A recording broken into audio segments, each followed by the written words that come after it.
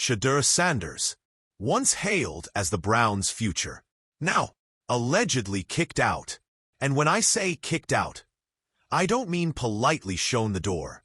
I mean tossed out of the quarterback room like yesterday's news, after a preseason that should have made him untouchable. This is the moment the narrative breaks wide open. Because Shedeur Sanders didn't just sit back and take it. He reacted, and in true Sanders fashion, it wasn't with drama or a messy post. It was with poise, precision, and receipts. Let's rewind the tape and unpack exactly how the Browns went from "we believe in Shedeur" to "there's the door, rookie." If you're into the real story and all the messy twists they don't show on highlight reels, go ahead and subscribe. And if you're sticking around to see how this Browns QB chaos plays out, you should definitely be subscribed. Draft day shade and a quiet agenda. We already know the backstory. Shedeur, top-tier college stats, elite arm strength, NFL-ready reads, was drafted in the 5th round. 5th, by the Cleveland Browns, no less. A team not exactly known for quarterback wisdom. And while fans were stunned, the Sanders family wasn't. Because behind the scenes, whispers were already circulating. Talks of backroom collusion. Owners concerned about Shedeur's media presence. The Dion Effect. Too much brand, not enough humble, not enough fit in. Translation: the NFL wasn't ready for a player who knew his own value. But Shedeur? He kept it moving. No cryptic tweets. No slamming doors. Just showed up to camp and cooked. And then the Browns, after all the praise, after owner Jimmy Haslam called him the future, cut him off at the knees. From future franchise QB to not even in the room. Let's talk about how fast this flipped. 1 minute, Shedeur is taking second-team reps, showing accuracy, timing, and the kind of calm you can't coach. The next, he's off the active depth chart. No longer practicing with the main unit. No locker room leadership. No mic'd-up moments. No game reps gone. Sources close to the team called it a roster shift. Fans called it what it was, a message, and not the kind you send because of performance. The kind you send because of politics. Because here's what doesn't make sense. You don't bury your most talked-about rookie if he's playing poorly. You bury him if he's shining too much. If he's threatening the pecking order. If he's making people nervous in the front office. And that's exactly what was happening. Shedeur's response? Quiet. Calculated. Cold. Now let's talk about the reaction. No IG Live breakdown. No tweet storms. No messy interviews. Instead, Shedeur pulled a power move. He showed up to a youth football camp in Cleveland that weekend. Not as a Browns player. Not as a disgruntled rookie. As a leader. He signed autographs, took photos, coached drills, told kids to always show up, even when they try to silence you. You want a response? That was it. It wasn't rage. It wasn't clout chasing. It was symbolism. A quarterback showing Cleveland that while the team might have kicked him out, the city hadn't. And that's where it gets dangerous for the Browns, because the fans are starting to choose. The Browns' broken logic. Here's what we need to call out. The absolute mental gymnastics happening in that front office. How do you bench the guy who had a flawless red zone percentage in practice? Took no sacks in preseason snaps? Brought in the most preseason viewers in a decade? You don't. Not unless something else is going on. And according to multiple insiders, that something is branding fear. They're scared Shedeur Sanders can't be controlled. That he'll outshine the veterans. That he'll speak for himself. That he'll sell more jerseys than the team itself. That he'll do what Dion did. And lead loudly. The irony? That's exactly what this franchise needs. But instead of embracing the future, they exiled him. And you know what happens when you exile the wrong guy. The fans revolt. The lawsuit that's making execs sweat. Now, let's not forget what's happening in the background. That $100 million lawsuit, the one filed by the Sanders family alleging that NFL decision-makers and media insiders colluded to suppress Shedeur's draft stock. Most folks thought that was posturing, a PR move. But now, it's looking like evidence, because what's unfolding in Cleveland feels less like football and more like retaliation. A sudden benching without explanation. A star rookie being ghosted by the playbook. A fan favorite erased from team content. An oblique injury being used as a permanent excuse. The Browns didn't just sideline a player. They tried to erase him. And now, the lawsuit? It's not just about money. It's about exposing the game behind the game. The locker room isn't buying it. Let's not pretend NFL players don't talk. Word inside the locker room is simple. Shedeur did everything right. This wasn't about football. Teammates have reportedly gone silent in media when asked about him. Some unfollowed the team account. Some started reposting old Shedeur highlights. They see it. They know the drill. And when you lose the locker room, you lose everything. The internet's already made its decision. TikTok? Flooded with edits of Shedeur's throws. Twitter X? #FreeShedeur trending every time Gabriel fumbles. Instagram? Posts of fans covering Gabriel's jersey with duct tape and writing Sanders in Sharpie. And you know what that means? Sponsors are watching. Agents are talking. Rival teams are lurking. Because if Shedeur's done in Cleveland, he won't be unemployed for long. And that might be the scariest part for the Browns. So what's next? Here's what we know. The Browns are cornered. Ratings are dropping. Gabriel isn't delivering. Pickett is fragile. Flacco is a placeholder. The lawsuit is gaining traction. Media outlets are starting to dig. Fans are getting louder. And they're not buying the injury excuse anymore. Shedeur isn't fading. He's waiting. Strategizing, outlasting, because let's be clear, Shedeur Sanders isn't a backup. He's a brand, and brands don't get benched. They get traded, rebranded, and built into dynasties. If the Browns are done with him, another team will pick up the call. And when that happens, this will go from a cautionary tale to one of the greatest redemption arcs in NFL history. The Browns didn't just kick out a rookie quarterback. They exiled their future. And the scary part? He's still just warming up. So wherever Shedeur Sanders lands next, whether it's Cleveland finally waking up or a rival team ready to give him the throne, one thing's for sure. He's not going to forget this. And neither will we. Because the NFL might still be clinging to its old rulebook, but the game has changed. Not just the XS and OS. Not just the formations. We're talking about the entire ecosystem. Fans, media, culture, identity. All shifting faster than a no-huddle offense in the fourth quarter. And at the center of it all, one benched rookie quarterback whose name refuses to leave the headlines. Shedeur Sanders isn't just in the conversation anymore. He is the conversation. And the longer the Browns pretend otherwise, the more obvious it becomes that they've completely lost control of the narrative. Let's keep pulling this thread and expose every last bit of how the NFL and Cleveland Browns turned a franchise-altering opportunity into a self-inflicted crisis. Training camp narratives versus reality. You know what the most dangerous myth in football is? Meritocracy. The idea that the best players always rise to the top. That talent speaks louder than politics. That if you put in the work, you'll earn the shot. It's cute, inspirational, even. But it's not true, and Shedeur Sanders is living proof.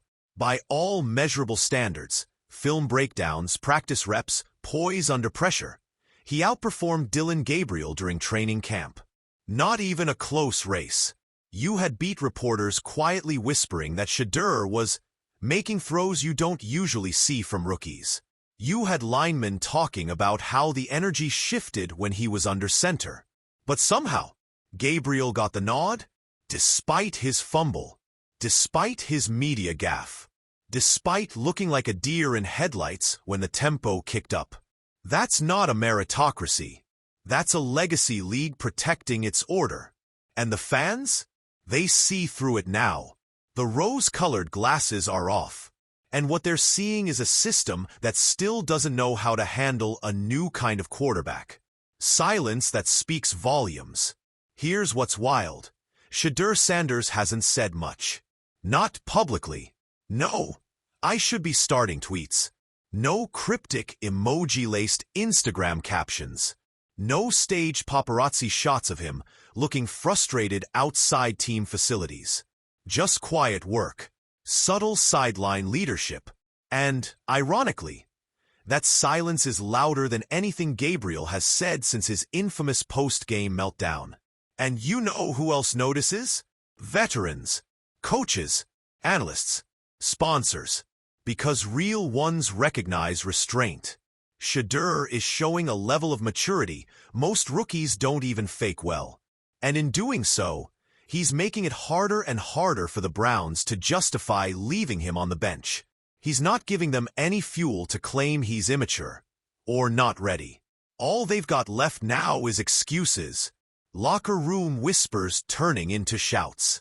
At first, it was just passive body language. The nods toward Shedeur after big plays in camp. The wideouts who started running crisper routes when he stepped onto the field. Now, it's turning verbal.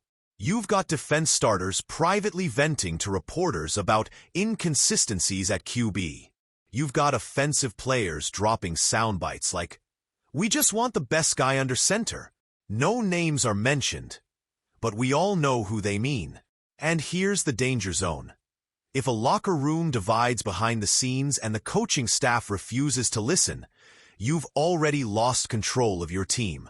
That tension doesn't go away quietly. It either gets solved by winning, or it erupts. And right now, the Browns are rolling the dice on the least inspiring version of safe. The endorsement elephant in the room. You want another reason this decision feels more insane with every passing week? Follow the money. Shedeur Sanders, before even taking a real NFL snap, had brands lining up. Not just local car dealerships. We're talking national campaigns, apparel, tech, beverages, nil deals that transferred into the league. His first Instagram post in a Browns jersey had more interaction than some teams' official season announcements. That's leverage, and you'd think the league would recognize it, celebrate it, use it, but instead, they're acting like he's some unproven experiment that needs to earn his keep. He already did, not just with talent, but with market impact. And again, this isn't just about jersey sales. It's about visibility. When Shedeur suits up, he brings viewers who don't normally watch football. That's rare. That's gold. That's the future of the sport. And the NFL's choosing to bench it. For what? A 3-yard dump pass and a handshake at the press conference? Be serious. The prime effect. Legacy, not hype. Let's address the Dion Sanders elephant in the room, too. People love to throw out. Well, he's only getting attention because of his dad. Sure. And Steph Curry only got a few extra scouts at Davidson because of Dell, right? Here's the truth. Shedeur comes from a legacy, yes. But he's also outworking that legacy every day. Being the son of Coach Prime doesn't guarantee arm talent. It doesn't guarantee poise in a collapsing pocket. It doesn't make you calm in front of 50 cameras or deliver a 30-yard sideline throw into triple coverage. That's Shedeur. That's his work. And the fact that people still want to use his dad's name as a disqualifier instead of recognizing the professionalism, discipline, and composure he inherited? It's just lazy. The kid is legit. And honestly, he might be more disciplined than his father was at that age. He's not here for flash. He's here for legacy. And every week he rides the bench, the Browns are wasting not just talent, but a generational mindset that could rebuild a franchise from the ground up. The Browns' PR team is drowning. Let's spare a thought, just for a second, for the poor souls running the Browns' social media accounts. Because every time they post a QB highlight of anyone not named Shedeur, they get dragged into orbit. The comments are a war zone. This who you benching Shedeur for? We tuned in for Sanders, not this trash. Where is the kid? And there's no winning for the PR folks. If they post Shedeur content, it adds pressure. If they don't, fans riot. It's a lose-lose, one created entirely by internal mismanagement. They lit this fire, and now they're stuck trying to control the narrative while the house burns. Here's an idea. Just do what the fans, and the numbers, are screaming for. Let him play. What comes next? Let's be clear. Something's gotta give. Either the Browns come to their senses and pivot fast, or we're going to see trade rumors pick up. Not from media, but from players. Sponsors quietly pressure the franchise behind closed doors. Shedeur's camp take control of the narrative, and they know how. A fracture between fans and franchise that no apology tour can fix. Because if he continues to sit while the team struggles, the conversation won't just be, when will he start? It'll be, why is he still here? And when a player like Shedeur Sanders starts wondering that, every other team in the league starts preparing offers. You know what this really is? A test. A test of whether the NFL and its franchises can evolve. Guys who do more than throw. Guys who build, lead, move culture. And the ones who get it early? Those teams are going to dominate the next decade. The ones who don't? They're going to be the ones explaining for years why they let the moment pass them by. Shedeur Sanders isn't just ready to play. He's ready to lead. And if the Browns can't see that, maybe it's time they step aside and let someone else win with him. We're no longer just talking about a quarterback controversy. We're talking about a full-blown cultural event that's changing how players are marketed, how franchises are judged, and how fans interact with their teams. So buckle up, because the longer Shedeur is benched, the more outrageous this situation gets. Let's break down the new angles everyone's whispering about, but no one said out loud. Yet, the Browns are now the villains in their own story. Let's start with the painfully obvious. The Cleveland Browns were supposed to be the underdog redemption arc this year. New talent, new energy, a young quarterback with real juice, and a following the size of a small country. But now, they've positioned themselves as the antagonists in the NFL's biggest off-season drama. This isn't just about bad play calls anymore. It's about narrative betrayal. You tease the fans with potential, tease the media with promise, and then double down on safe, tired, unremarkable. You took the electric, unpredictable, rising star storyline and buried it behind a wall of outdated logic. Now the fans don't trust you. The media doesn't believe you. And the locker room? Let's just say that Vibe's report isn't trending in the right direction. You can't write yourself out of this arc unless you do the one thing the fans are literally begging you to do. Put Shedeur. Shedeur's influence is rewriting the rookie playbook. Let's pause and appreciate what's actually happening here. Shedeur Sanders hasn't started a regular season game. And yet, he's out trending starting QBs weekly. His clips outperform team content. He's sparked national debate across every major network. He's redefining what it means to be a rookie in the NFL. Before, rookies were told to sit down, shut up, and learn the system. You spoke when spoken to. You waited for your shot. Now, Shedeur's blueprint is leading from the shadows. He's showing how presence off the field can force change on it. That brand building, composure, and cultural relevance matter. Sometimes just as much as throwing spirals in the third quarter of a preseason game. And here's what the league is too scared to admit. That new model? It's working. The Browns' QB room is a walking soap opera. Let's talk about the internal chaos. Because if you think Shedeur being benched is the only problem in that quarterback room, oh honey, we're just getting started. You've got Dillon Gabriel, whose entire image is now tied to being the guy who got the job Shedeur deserved. Joe Flacco, a respected vet, yes, but also a 40-year-old with one foot in the analyst chair. Kenny Pickett, who was supposed to be the bridge QB, but has been MIA due to injury and is now watching the drama unfold like a Netflix limited series. And then there's Shedeur, healthy, calm, collected, and clearly the most interesting storyline of the group. This isn't a QB room anymore. It's a reality show. You could literally pitch this as a docuseries. 4 quarterbacks, 1 spot. Only one gets the fans behind him. And spoiler alert, it ain't the starter. The longer he sits, the bigger the explosion. Here's the thing that Browns brass still doesn't seem to grasp. The longer they delay Shedeur's debut, the more intense the fan expectation becomes. He's not just a rookie QB anymore. He's a myth in the making. Every week he doesn't play, the legend builds. Every play Gabriel botches becomes another receipt. Every time a Browns drive stalls, the camera cuts to Sanders on the sideline, and the internet explodes. By the time they do put him in, and they will, the pressure is going to be nuclear. But here's the twist. He'll handle it. Because that's the part they keep underestimating. They think the attention is a liability. But Shedeur? He thrives in it. He's been media trained since middle school. He's had cameras on him longer than half the NFL's PR staff. He's not worried about the spotlight. He is the spotlight. The NFL's Gen Z disconnect. Let's zoom out.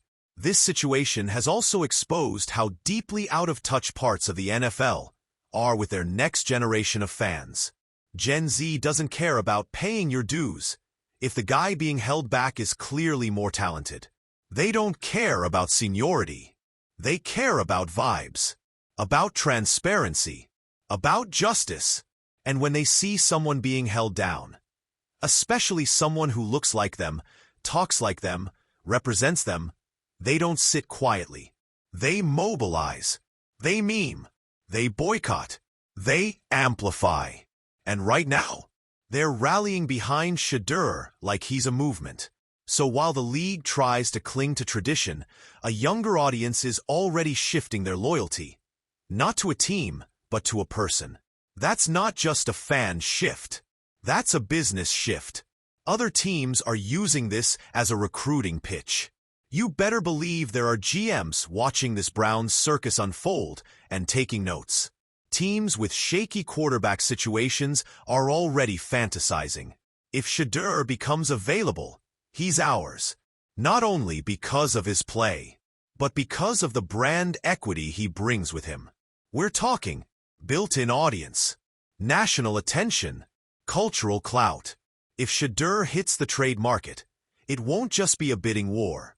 It'll be a rebranding opportunity for some other team. And when that happens, the Browns, they'll be remembered not just for blowing a draft pick, but for handing away the most marketable player of this rookie class. This is turning into a morality play. What's fascinating now is how this whole saga has become more than sports. It's become a conversation about justice, fairness, recognition, bias, merit. Shedeur represents all the things people want to believe about sports. That talent wins, that professionalism is rewarded, that greatness can't be denied. But the way he's being handled, it's making fans question the entire system. It's no longer, why isn't he playing? It's, why do we still do this to players like him? That's not just commentary. That's existential. And the NFL isn't built to answer those kinds of questions.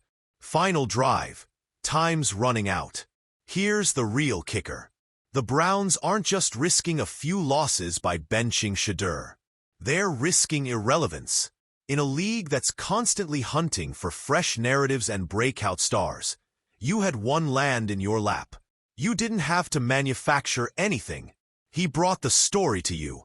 And you're sitting on it like it's a project that still needs finishing. Newsflash. It's ready. It's built. Branded. Beloved.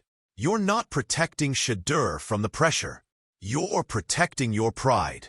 And it's costing you the future of your franchise. Time is running out. So what happens now? Do the Browns finally cave and give the people what they want? Or will they cling to outdated logic and watch the most electric story in football play out somewhere else? Let me know where you stand. And stay tuned, because when Shedeur finally breaks through, it's not just going to change the season, it's going to change everything.